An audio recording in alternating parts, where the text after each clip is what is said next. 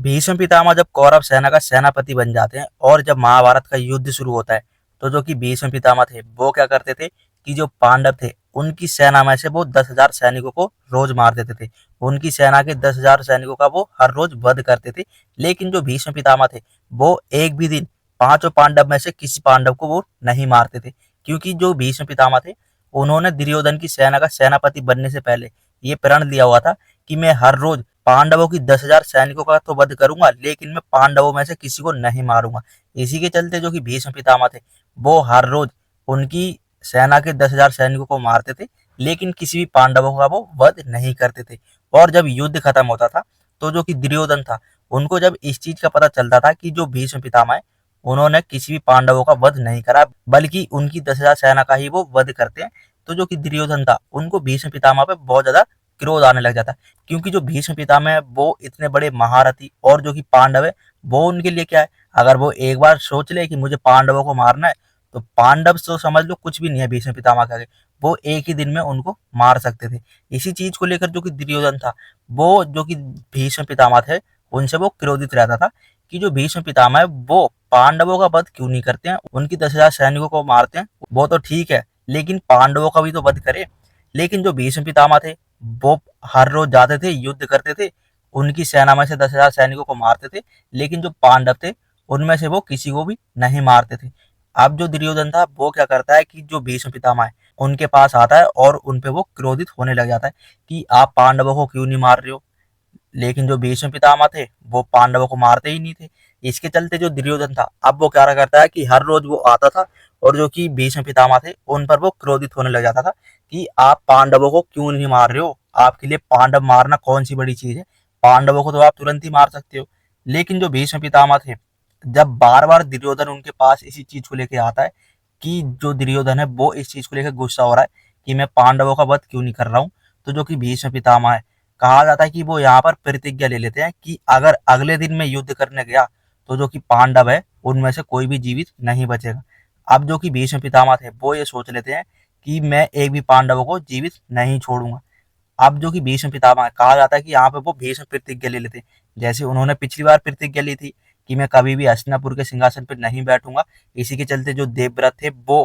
गंगापुत्र भीष्म भीष्म नाम पड़ा था उनका, क्योंकि उन्होंने ब्रह्मचारी रहकर कभी भी सिंहासन पे वो नहीं बैठे थे और जो कि शांतनु थे उनकी शादी सत्यवती से हुई थी। तो इसी के चलते जो कि भीष्म पितामह थे जो पहले देवव्रत थे उनका नाम भीष्म पड़ गया था। अब वो यहाँ पर भी एक भीष्म प्रतिज्ञा ले लेते हैं कि अगर मैं कल युद्ध करने के लिए गया तो जितने भी पांडव हैं उनको मैं जीवित नहीं छोड़ूंगा। अब जो कि भीष्म पितामह थे उनकी जो ये प्रतिज्ञा थी इसके बारे में सभी को पता चल जाता है और भीष्म पितामह के प्रण के बारे में जो कि पांडव थे उनको भी पता चल जाता है कि जो भीष्म पितामह है उन्होंने प्रतिज्ञा ली हुई है कि मैं पांडवों का युद्ध में वध कर दूंगा। जिसके चलते जो द्रौपदी थी जब उसको इस चीज का पता चलता है कि जो पितामह है उन्होंने पांडवों का वध करने की प्रतिज्ञा ली हुई है, तो जो कि द्रौपदी थी वो बहुत ज्यादा परेशान हो जाती है, क्योंकि जो भीष्म पितामह थे उनकी जबान पत्थर की लकीर। भीष्म पितामह ने पिछली बार प्रतिज्ञा ली थी तो वो देवव्रत से भीष्म बन गए थे और उनको इच्छा मृत्यु का वरदान भी प्राप्त हो गया था। और इस बार भी उन्होंने प्रतिज्ञा ली हुई है कि मैं अब पांडवों को जीवित नहीं छोड़ूंगा।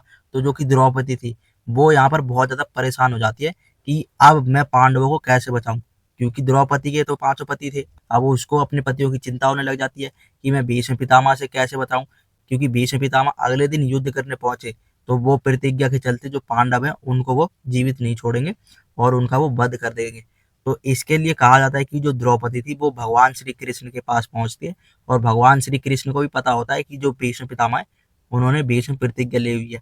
तो जो कि द्रौपदी थी जब वो भगवान श्री कृष्ण के पास पहुंचती है तो उनसे वो सहायता मांगती है और वहीं पर जो कि भगवान श्री कृष्ण थे वो क्या करते हैं कि जो द्रौपदी थी उसको एक सुझाव देते हैं कि तुम दासी के वस्त्र पहन के जाना और जो कि भीष्म पितामह है उनके आगे घूंघट करके जाना, उनको तुम्हारा चेहरा नहीं दिखना चाहिए। तो जो कि द्रौपदी थी जैसा भगवान श्री कृष्ण कहते हैं वो वैसा ही करके भीष्म पितामह के पास में पहुंच जाती है रात्रि के समय में। और जो कि भीष्म पितामह थे वो क्या करते हैं कि उस समय में नाम जाप कर रहे होते हैं और जब द्रौपदी वहां पर पहुंचती है अपना मुख छुपाते हुए, तो जो कि द्रौपदी थी उसको तो अपने पतियों की चिंता थी। तो जो कि भीष्म पितामह थे वो पूछते हैं कि तुम हो कौन, लेकिन जो द्रौपदी थी उस समय में वो अपना परिचय नहीं देती है क्योंकि वो यहाँ पर आई हुई थी अपने पतियों के लिए। और जो कि द्रौपदी थी वो भीष्म पितामह से अपने पतियों का प्राणदान मांगती।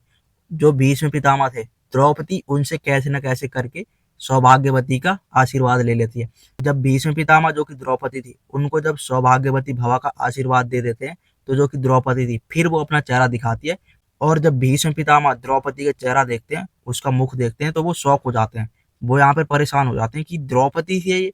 और जो कि भीष्म पितामह थे, उन्होंने जो कि द्रौपदी थी उसको तो सौभाग्यवती भवा का आशीर्वाद भी दे दिया था। तो यहाँ पर जो कि भीष्म पितामह थे, अब वो संकट में आ जाते हैं कि अब मैं क्या करूं। एक तरफ तो उन्होंने प्रण ले रखा है कि मैं पांडवों को जीवित नहीं छोड़ूंगा, और दूसरी तरफ उन्होंने जो कि द्रौपदी है उसको सौभाग्यवती भवा का आशीर्वाद भी दे दिया। तो यहाँ पर जो कि भीष्म पितामह थे, वो बहुत ज्यादा संकट में आ जाते हैं। लेकिन जो भीष्म पितामह थे, उनको इस चीज का भी पता चल जाता है कि जो द्रौपदी है उसकी ये युक्ति नहीं हो सकती है, द्रौपदी ऐसा कभी नहीं सोच सकती है। वो ये समझ जाते हैं कि जो श्री कृष्ण है, उन्होंने ही द्रौपदी को ऐसी युक्ति दी है, और तभी ये यहाँ पर आई है। तो जो कि भीष्म पितामह थे, उनको यहाँ पर समझ में आ जाता है कि जो भगवान श्री कृष्ण है, उन्होंने कैसे द्रौपदी को भेज के सदा सौभाग्यवती भवा का आशीर्वाद दिलवा दिया है द्रौपदी को, वो भी भीष्म पिता की जबान से। क्योंकि जो भीष्म पितामह थे, उन्होंने प्रण लिया हुआ था कि मैं पांडवों को जीवित नहीं छोड़ूंगा, लेकिन जो भगवान श्री कृष्ण थे, वो यहाँ पर ही अपनी उल्टी चाल चल देते। और जैसा भगवान श्री कृष्ण ने द्रौपदी को कहा था, वो वैसे ही करती है, और दासी कपड़े पहनकर वो जो कि भीष्म पितामह थे उनके पास में आ जाती है, और कैसे न कैसे करके जो कि भीष्म पितामह थे उनसे सदा सौभाग्यवती भवा का आशीर्वाद भी ले लेती है। और भीष्म पितामह इस तरीके से संकट में पड़ जाते हैं। अब भीष्म पितामह ये सोचते हैं कि अगर मैं युद्ध करने गया तो मैं पांडवों को जीवित नहीं छोड़ूंगा अपने प्रण के चलते। लेकिन जो कि भीष्म पितामह थे, उन्होंने तो जो द्रौपदी थी उसको सौभाग्यवती भवा का आशीर्वाद भी दे दिया था। तो जो कि भीष्म पितामह कहा जाता है कि वो अपनी मृत्यु का राज बता देते हैं, और जो कि शिखंडिनी थे उसके बारे में वो बताते हैं कि शिखंडिनी आज भी मेरे लिए अंबाई है, और मैं कभी भी उस पर शस्त्र नहीं उठाऊंगा, और जब अर्जुन युद्ध करने आए तो उसके आगे शिखंडिनी को खड़ा कर देना, और मेरे प्रहार करने से पहले ही जो कि अर्जुन है वो मुझे बाणों की सैया पर लेटा देगा। तो इस तरीके से जो कि भगवान श्री कृष्ण थे, उन्होंने जो कि द्रौपदी थी उनके जरिए जो कि भीष्म पितामह थे उनकी प्रतिज्ञा तोड़वा दी थी। क्योंकि जो भीष्म पितामह थे, उन्होंने पांडवों को मारने का प्रण लिया हुआ था, और जो कि द्रौपदी थी वो श्री कृष्ण के कहने पर जो भीष्म पितामह थे उनके पास में जाती है, और जो कि भीष्म पितामह थे उनसे सदा सौभाग्यवती भवा का आशीर्वाद भी ले लेती है। और जब महाभारत का युद्ध शुरू होता है अगले दिन, तो जो कि अर्जुन थे वो शिखंडिनी के जरिए जो भीष्म पितामह थे उनको बाणों की सैया पर लेटा देते हैं।